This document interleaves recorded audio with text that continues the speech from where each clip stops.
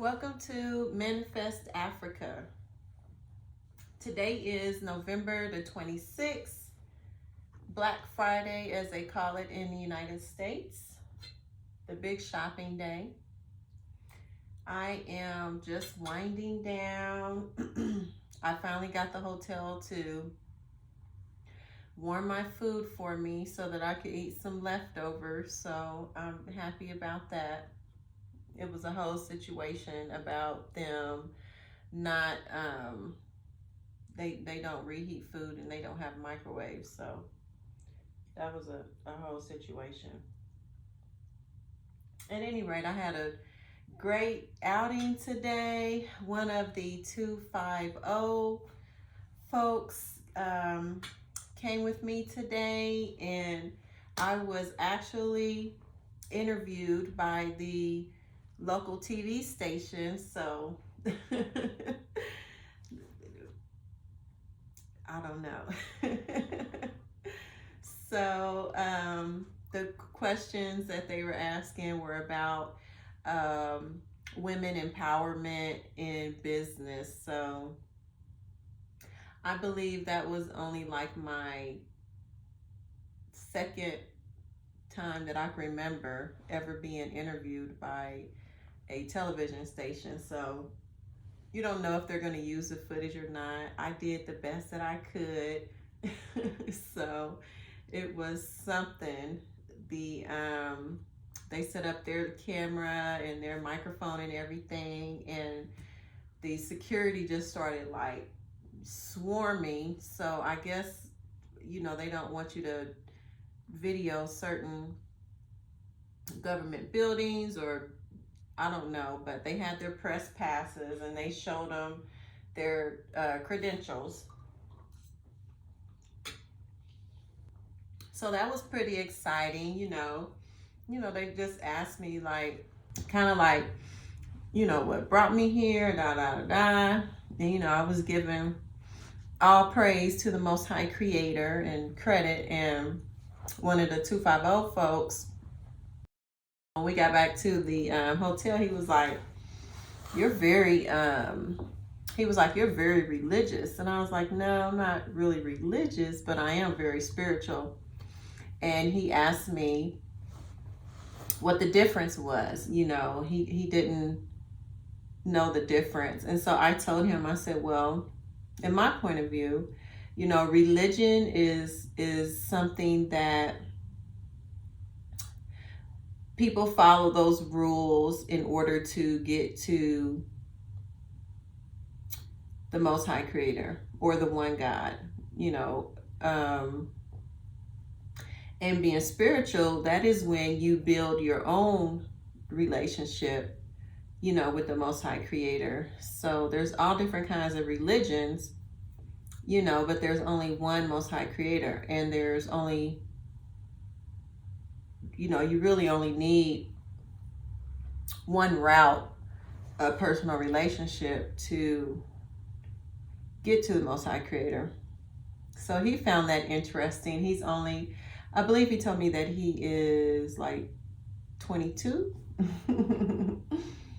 So we had a great day. I met with a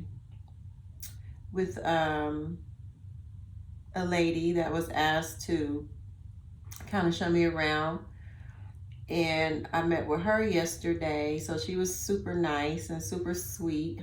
So she asked me if I wouldn't, if I wouldn't mind staying with her sister, to be at family's house, so I thought that was sweet, so I was like, of course, so I'm looking for a place, and it's been hard to find something, so of course I would prefer to stay with a family, especially when they're inviting me as family, so of course I want to stay there.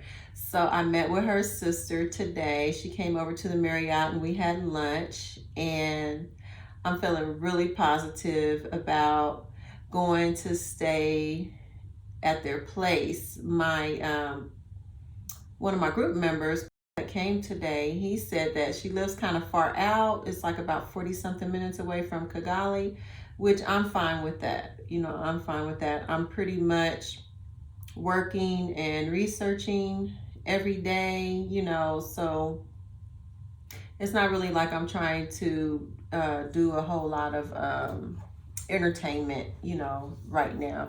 I plan on being here for the long term, so I have plenty of time to, get out and, start flying all around. Have plenty of time for that. Um, what else? So I just had a very interesting conversation with the videographer and the journalist that was with him, and I want to touch on uh, manifesting. For lack of a better term, I was on Google Maps last night, and I just happened to see like a film school or something. So I had looked it up, and I was like, oh wow, I would love to offer those classes to my group. I have a group of 5 working for me. They're called the 250 folks, and the school said they had 3-month classes, 6-month classes, and 12-month classes. And so I was like, wow, I would really like to send them because they all finished their studies for the year in about 2 months. And I have to travel and then come back. So I was like, for them to be able to do some more learning, the more they learn, the more that they can help my channels and they can help me with my marketing. So I was like, oh, I can at least do 2 of them and pay for the 3-month class and then have them 2 kind of teach the other 3. I was like, oh, I'm going to have to come up with some kind of like contest or something like that, because I can't be choosing, I want to choose all of them. So at any rate, I was just telling, he joined my friend's sister and I at lunch, I was just telling him and her, yeah, I want to send them for some training. So lo and behold, the videographer, he was saying that, he learned to do his job because somebody trained him for free. And so I was telling him what I was doing, and he was, he offered to train, to help with his training. He was like, someone trained me for free, and so I want to, do the same and give back to my community. And I was just like, look at the Most High. So, and then he went on to tell me that he also works with a school. So that school is similar to the one that I had found on Google Maps last night. And he was saying, yeah, and I told him, I was like, well, I can only afford right now to send 2, but I have 5. And he was like, yeah, he was like, we do take payment, but sometimes we can work with people. So I will definitely be calling him and going to visit the school. As a matter of fact, I'll be going to visit both of the schools and see what I can work out to get my group some additional training. They all graduate from college in the summer, but they finish up their studies and their tests and their main project and everything in the next 2 months. So that would be great. I plan on leaving at the end of January, and I don't think I'm going to be able to be back until sometime in March, hopefully sooner than later. So I was like, that would be perfect, opportunity for me to send them for some additional training, at least at the, at the bare minimum, the 3-month program. So, I mean, I was just telling, so when we walked away from the interviews, I was like trying to explain to him, he seems to have a lot of limited beliefs that pop in his mind, like we all do, and it's very hard. I still get them. It's very hard to counteract them, but at least once you start recognizing them, you can start to counter them. So we were walking away, and he was like, I was just like, oh, look at, the Most High. And he was like, I don't trust that what he said. And I said, well, why don't you trust him? And because I'm thinking it's something, because of the language barrier, that maybe it was something that he heard that, I didn't hear. And so he was just like, well, I just don't trust that, I could go to school, go to the videography technology school, whatever they call it. I don't trust that, he's saying I could go there for no charge. And I was like, well, it seems like the lesson you should get out of it is you should recognize that earlier at lunch today, that was your first time hearing about me wanting to send, at least 2 people in the group to that sort of training, that sort of school. I said, and then, it just came to us, it came to us, I put that out there, and it came to us. And so there's really no reason not to trust it.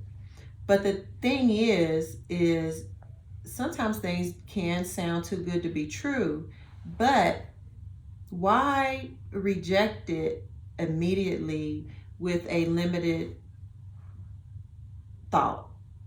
Oh, that's not true. I don't trust that. That's, you know what I'm saying? So you've already rejected it before it even had time to manifest, And so I told him, I said, you know what? Maybe that it's possible, that couldn't be the route, but the way I'm feeling like it is, I done manifested, and it came right the next day.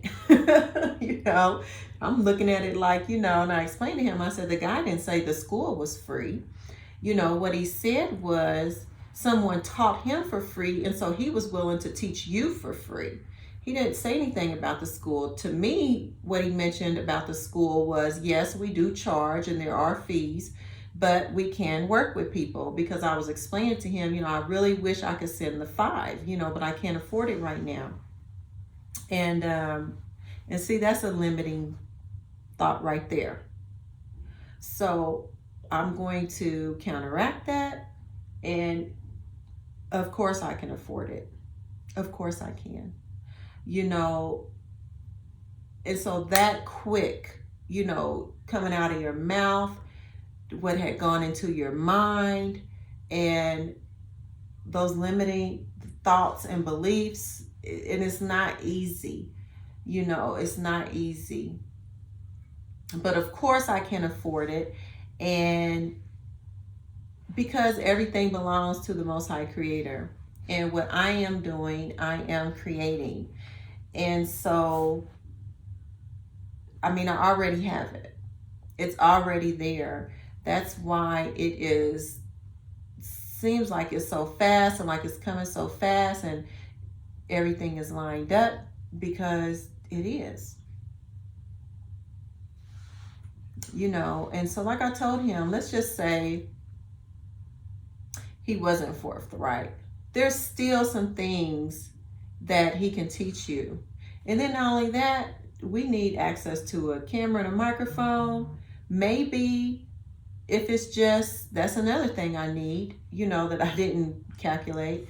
But maybe we could rent it. Maybe he has some personal equipment we can rent. Maybe he has some old equipment that we can rent, that he can train you on, or train the group on. Maybe he has some contacts. What you need to pay attention to is, I put that out there, and the universe delivered like that. It didn't even take 24 hours. So, I was just explaining to him, stop having all of these limiting beliefs about yourself. He is the one that, in our first meeting, after I showed them some of the initial videos, he was looking really serious, and he was like, I was like, well, be free, be free. They don't like to be free with their employers here. So finally he said, well, I just think that you can hire somebody more professional, that will do a better job. And I was just like, Paul was like, who can do a better job than you? Why do you have that limiting belief about yourself? I said, are you trying to, work yourself out of a job, work your team out of a job? And he leaned back into the couch and he was like, no. And I was like, look, I already know that this group is the perfect group and the group that propelled me to where I need to be. I have faith, that the universe brought them to me so quickly. I have faith that they are who I needed to get me to where I am. So you need to think that about yourself too. And he was just really looking and contemplating that. And so it was a good lesson for him today because he was there when I was talking about it at lunch to him and my new family member in Rwanda, I shall say, my new sister. And he was there when it came. And then not only that, I was able to explain to him that process. And so, I mean, I just am in awe of how quickly, things can happen when you put your mind to it and when you understand your true source, so, I'm a creator and I'm a goddess and I am, that's what I'm here doing. I am manifesting Africa, and I invite any and everyone that has, and especially the African American community from the United States, any and everyone that has ever thought to themselves, I wouldn't mind going to live in Africa. I invite you to come. If not another country on the continent, definitely try Rwanda. I'm liking the way they do business, and I'm liking the environment, the safety aspect of it. It's way different than Nigeria. The times I went to Nigeria, I mean, it's ridiculous. The people, they're running their own country with all the bribes that you have to do, tips or whatever you want to call it. So I bought there's a little bit of it here, but nothing like Nigeria. I bought a cell phone today, so I was like, I need to have two phones because I need to quit taking my SIM card in and out for my Rwandan number and my US number. And so a guy had approached, and I guess he was like, what are y'all looking for? So I told him, so he took us to where we needed to go. So I bought a cell phone. It ended up being like $70, 70,000 Rwanda francs for a Sony. So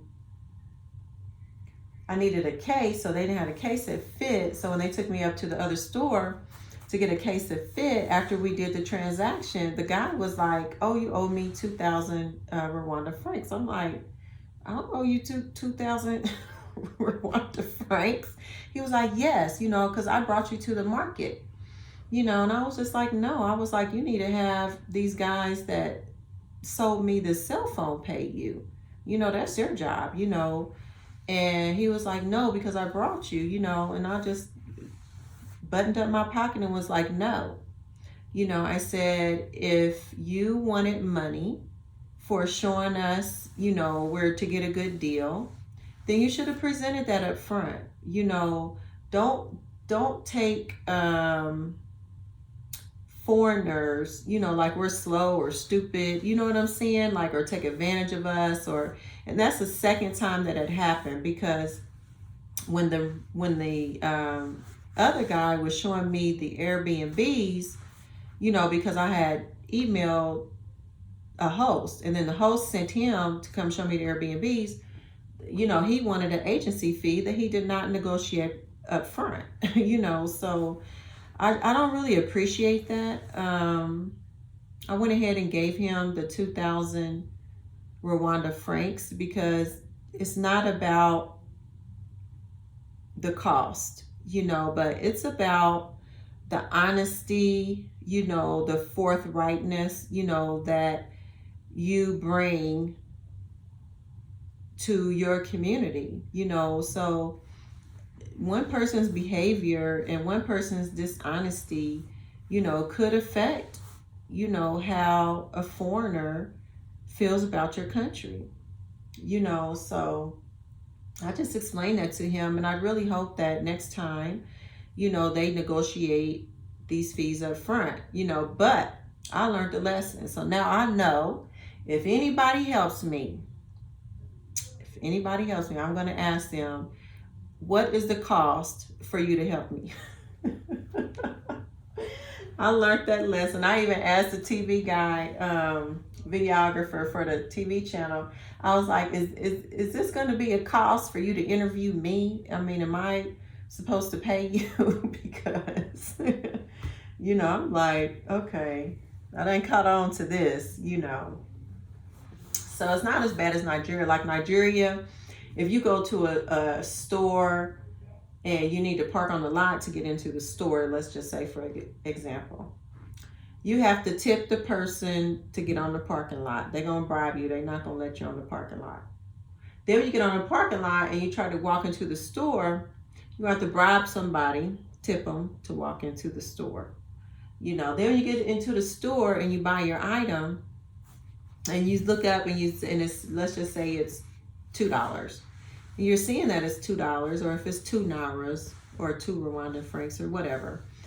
And so you hand them a 5, and then they give you back $1. You're like, oh, it says it's $2. Where's my other $2 you owe me? They're just like, no, they're not giving you your change back. I mean, Nigeria is cutthroat. I started, like, after I gave away a lot of my money to the poor, when I got on a budget, I started going off, because I'm like, look, y'all not going to keep on treating me like this. And I had gotten fed up. One time the driver had got pulled over. This was in Nigeria by a police officer, because the police officers over there, basically that's what they do. They pull people over and extort them. And I was just fed up with it at that point, and he just detained us, and the driver was like, he wants money. You got to give him some money or he's not going to let us go. And I'm like, I'm not giving him no money. I'm tired of this shit, So I took out my phone. I was like, look, I'm just going to call the embassy, call the safe people, and let them know where I am, and I need somebody to come pick me up. So when he heard me, when the officer was leaning in the car, so when he heard me say that I was going to call the U.S. Embassy to come pick me up, because I was, he's like, just go. So then he let us go. So I have not run into that situation as bad. It's just a little bit of it. Like I said, not pre-negotiating what they want. It's nothing wrong with you wanting someone to tip you or pay you for a service that you're providing. But the thing about it is, you can't just go around providing services and then, like you're doing it as a kindness, and then give them a price and expect them to tip you or pay you. It's just not the way, it's not the way things work. So I've caught on to that. So anytime from here on out, I have an appointment with the agent. So the agent comes to pick me up to take me to look at the land. So I text them and was like, is there an agency fee? Because they didn't mention anything. I asked them, here he is right now. He says, hello, Dana. I don't charge for residential land site visits. Okay, so that's the answer to that. Because I'm like, just let me know up front. You know, I'm on a budget. You know, I'm putting, you know, the labor cost in Rwanda is low. However, the cost of doing business here is high. You know, so I'm on a budget and I want to support my group and support my businesses in order to support the economy here as best I can. So there that is. And I would just like to say welcome before you even get here. You're welcome. You're welcome to come. Anybody that watches the backstory or Manifest Africa, this is all a true story. And if I did it, you can do it. And I just invite, you know, all of my family from the US, you know, all my African American brothers and sisters, you know, just try it. You know, I have decided that you don't necessarily need a big business. I actually received an opportunity to, with some high net worth investors.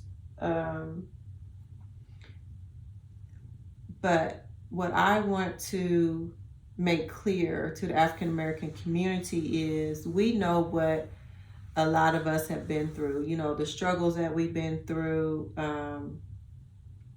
being an African American in a predominantly dominated white male society. And there are opportunities here for all kinds of small businesses. I mean, I've started keeping a list for an ebook of all the different small business opportunities there are here. So even if you, like me, you know, even if you just want to start a business here, only come here half-time or part-time, you know, just your initial investment, it's not going to cost that much to contribute to, you know, the land from where our ancestors were stolen, you know, a part of the land. So be looking forward to that ebook. I'm going to list so many small business opportunities. I mean, it's amazing how many business opportunities there are here. Even if you don't make a high profit, you know, the people that you're servicing, the people that you're employing, you know, that you're supporting with your business, it can make a huge difference for them, you know, just for the cost of what we might, you know, just mess off, you know, on entertainment or something. And so I'm feeling really positive and I'm just feeling good about the day. I'm feeling good about the day. I was so low energy yesterday, you know. So I got out there and I'm feeling good about the day. I'm feeling really good about the day. I stayed in yesterday trying to work and the internet was so slow. You have to just get out there. You got to get out there and get it. You know, you have to. And I don't even want to say get it. Just get out there and have what's already yours. That is the lesson. Just get out there and have what's already yours. So thank you for tuning in to Manifest Africa. I'm getting a little bit better at just seeing one of my channels instead of all of them because I couldn't decide which video would be for what. So even I'm, you know, doing a little better. So thank you for tuning in to Manifest Africa. Please subscribe, like, share, hit the notification button for new videos. I appreciate you, and hopefully I will see you soon in Rwanda.